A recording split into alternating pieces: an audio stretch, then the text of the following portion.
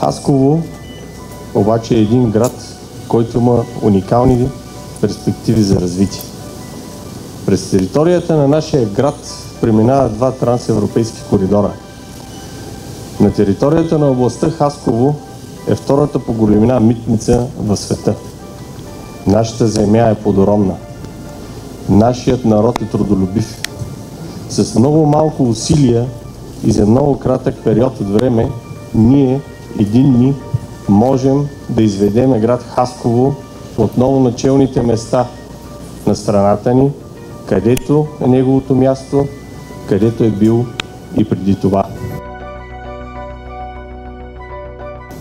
Аз съм в Спаси Хасково, за да се боря за този град.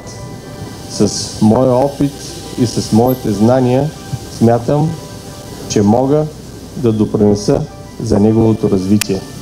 Едно обаче е ясно, че сам Спаси Хасково не може да направи нищо.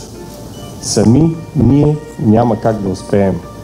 Затова ние всички трябва да заявим ясно нашите граждански права и да се бориме за по-благоприятното развитие на нашия град. Нужно е обществото да се оттърси от страха и апатията и да се изправи, за да може да бъде. Предстоят местни избори. И ние от Спаси Хасково сме решени да обединим всички интелектуалци, да обединим бизнеса, да обединим интелигенцията, да обединим всички, които обичат този град, за да можем да променим неговата съдба. Законът ни дава право веднъж на 4 години ние сами да решим съдбата на нашия град. Същото е като високосната година.